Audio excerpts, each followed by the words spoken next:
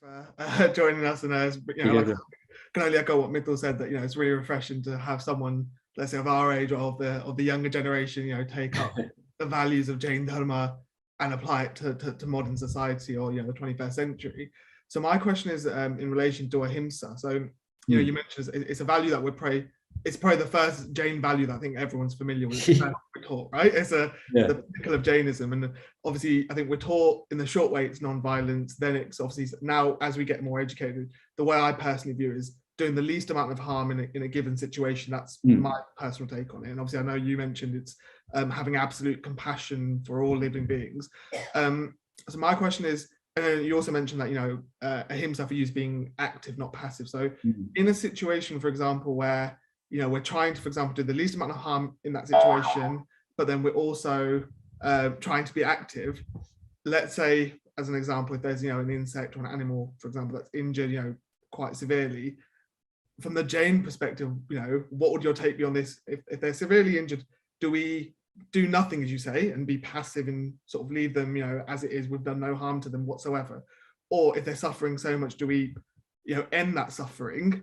But then you're taking an active action, which is almost contradictory to some Jain values. So what do you sort of make of that? That's a very, very, you got me into like a philosophical twisted question now. If I say one thing, I'm wrong the other way. If I say one thing, I'm wrong the other way. Let me try and see what I can come up with. Look, like every situation is different. Everything is subjective in life. Everything is within the context. And what I would say is, if those two things are your only options, do nothing and let him suffer and suffer and suffer and suffer and suffer and suffer and suffer, or do something to end the suffering, what would you like for yourself? Ask yourself that question. What would you like for yourself? If that's your only two options, if there's a third option, I would take a third one, help him, take it to the vet, do something, at least do something. But if those are your two only options, what would like they say in Christianity, right? Like, do others as you do to yourself, right? So like, that's a wonderful, in this scenario, what would you want for yourself? Because if you think suffering is the worst thing in the world, and this, I don't know, whatever animal is going to suffer for 5 days, for 5 seconds, the option seems easy to me. Because again, it's in a context. You may bind karma, but you might bind less karma than you were before, correct? So, and binding karma is a natural form of existence. And also when it comes to active and passive, sometimes doing nothing is active. Sometimes holding your tongue when your mom is shouting at you is an active thing to do. And I think we've all been there, right? Like it's not passive. It's you are deciding that actually, mom's had a bad day.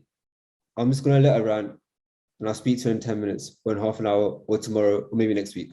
Whatever works for you and your relationship. That's an active thing. That's not passive.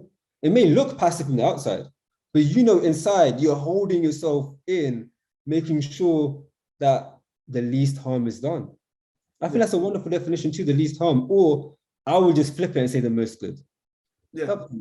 Right? So I just like things positive in life, I just prefer seeing it that way. But I think again, like these contextual, I'll give you a mad example. Last year, lockdown, I watched the whole Mahabharata. Right? Being Jain, I've never watched it. So I watched it on Hotstar. The amount of philosophical and contradictory things that are in the Mahabharata, you're just like, oh my God, like spirituality or dharma, it's not a one answer thing. It all depends on the context that's been presented to you.